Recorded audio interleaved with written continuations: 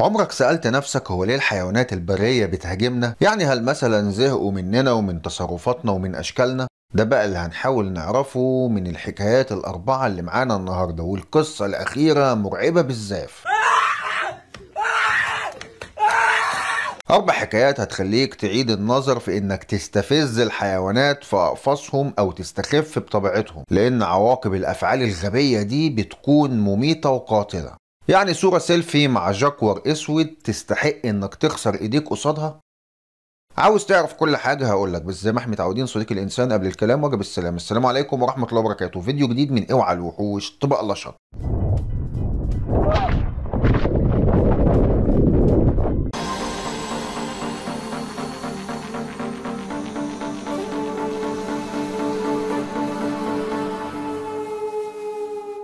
يوم 22 سبتمبر سنة 2017. اليوم كان يوم عادي وروتيني جدا في حديقة حيوان كالينجراند في روسيا، واتمنى اكون نطقت اسمها صح وما يطلعليش حد في الكومنتات يتفزلك عليا كمان شوية يقول لي لا اصل اسمها كذا وكذا. المهم بقى ان اليوم العادي الروتيني ده اتحول لقتال ودم علشان واحد يقدر ينجو ويعيش، او بالتحديد بقى واحدة حارسة بيت النمر الروسية القمر ما كانتش مركزة ودخلت لحظيرة النمر علشان تحط له الطفح بتاعه.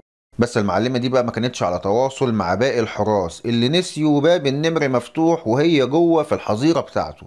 عشان كده في ثواني النمر صاحب ال 250 كيلو جرام حس بيها وزق الباب بتاع القفص وراح ناطط عليها بقى ورقدها بقوته على الارض، ولا مؤاخذة ركب فوقيها وسط ذهول ورعب الزوار اللي كانوا بيتفرجوا على المشهد البشع اللي بيحصل قصادهم. بس بدل ما يقفوا ساكتين قعدوا يصرخوا ويسقفوا بصوت عالي، وكمان حدفوا حجارة وفروع الأشجار على النمر، وواحد منهم لقى ترابيزة حدفها برضه في وش أمه علشان يخوف النمر ويسيب المزة اللي دايس عليها برجله دلوقتي. دايس على النعمة يا جاحد. ولحسن الحظ ان خطة الزوار دي نجحت، والدوشة اللي عملوها خوفت النمر وشتتت انتباهه، وساب البنوتة البونبوناية اللي كان عاوز ياكلها، واللي قدرت تهرب بقى وتروح لمكان آمن لحد ما باقي الحراس جم وحبسوا النمر وأنقذوها. اي نعم اتعرضت لاصابات كتير وجروح وخدوش في معظم جسمها، بس كل ده طبعا ارحم واهون من انهم يدخلوا ينقذوها يلاقوا جثتها اتاكلت بالكامل ومش فاضل غير جمجمتها. الببر السيبيري هو اكبر القطط الكبيره وصاحب اكبر كتل عضليه فيهم كلهم. طوله بيوصل ل 3 متر و2 سنتي، ووزنه ممكن يوصل ل 317 كيلو جرام، وفي حاجات بتكون اكبر من كده كمان. وبيقدر ينط في الجو ل 6 متر.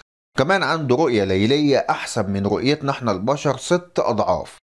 النوع ده من النمور مش موجود منه غير 500 نمر في البرية، ويمكن أقل كمان من العدد ده.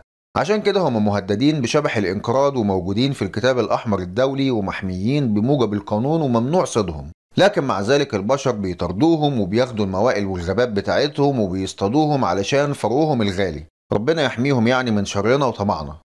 عموما الخلاصة من القصة دي انك ممكن تنسى اي حاجة عادي جدا في حياتك كلها، لكن انك تنسى باب النمر مفتوح تبقى بتستهبل بقى. محدش شاف موبايلي يا ولاد؟ انا كنت حاطه فين؟ هو ممكن الصور السيلفي تجنن الناس فعلا وتخليهم يعملوا حاجات وهم مش واخدين بالهم. يوم 5/6 سنة 2019 كان في شابة رايحة تتفرج على الحيوانات البرية في حديقة الحيوان في أريزونا.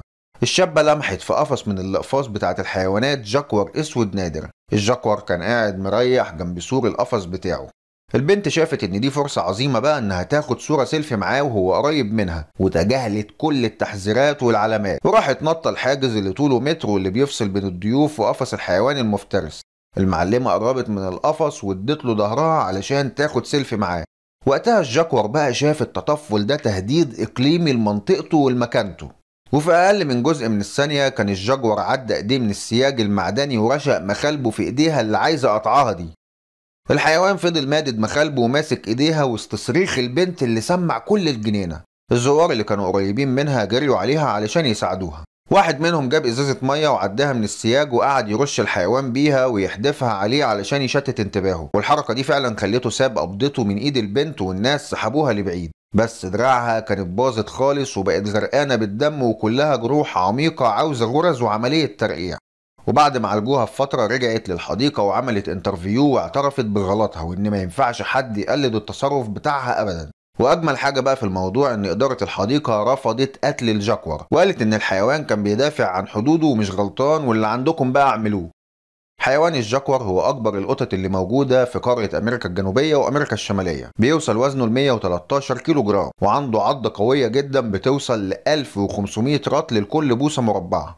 عضه قويه فعلا لدرجه انها تقدر تسحق صدفه السلحفه وتدغدغ عظم جماجم البشر. ونفس الكلام اللي قلناه على النمر السيبيري هو اللي هنقوله عن الجاكور، وانه مهدد برضه بشبح الانقراض، وكل ده بسبب فقدان الموائل والصيد الجائر. بص، هو بسببنا عموما يعني. والخلاصة من القصة دي بقى اننا لازم نحترم حدود حديقة الحيوان والحواجز اللي موجودة لحمايتنا، وان حتة صورة سيلفي معفنة ما تستحقش انك تعرض نفسك لخطر الموت لا قدر الله، او انك توتر الحيوان المفترس اللي قدامك. تخيل كده نفسك وانت بتخطط لعيد ميلاد ابنك وبتحضر البلالين والزينة والتورتة والاليجيتور. ايه ده يا محمد، انت قلت اليجيتور؟ تمساح امريكاني يعني؟ ايوه صديقي الانسان، انت سمعت صح، لان ده بيكون جزء من الجذب السياحي اللي بتعمله الحدائق الخاصة في الولايات المتحدة الزفتية. يوم 16 أغسطس سنة 2021 كان في أب جايب ابنه للحديقة وبيفرجوا على أشهر تمساح هناك وهم بيأكلوه السمك. تمساح اسمه دارث ووزنه 150 رطل. الناس بتيجي من كل مكان علشان تشوفه من قريب، والمدربة بتاعته بتأكله بإيديها. في اليوم ده كل حاجة كانت ماشية عادي جدا، والمدربة بتأكل التمساح السمك بتاعه زي ما بتعمل كل يوم، والواد وابوه باقي الزوار كانوا فرحانين وهم شايفين تمساح كبير من قريب. لحد ما في لحظة بقى التمساح هجم على المدربة، وبدل ما يمسك السمكة قفش في ايديها هي، وكان هيرقص بيها رقصة الموت او لفة الموت. ودي حركة مشهورة عند التماسيح بيعملوها لما بيكونوا عاوزين يقطعوا اي فريسة كبيرة ويفصلوا اجزائها عن بعضها. بس لان المدربة خبيرة فهي راحت نطة بجسمها في قلب الحوض ونزلت للتمساح في المية علشان ما يقطعش ايديها. الاب والاطفال والزوار اللي كانوا بيتفرجوا وبيصوروا مبسوطين دلوقتي بقوا هيعملوها على روحهم من كتر الرعب. اصل تخيل نفسك كده شايف ايد بنت بتتقطع قدامك وهتتاكل قصاد عينك وعينيها.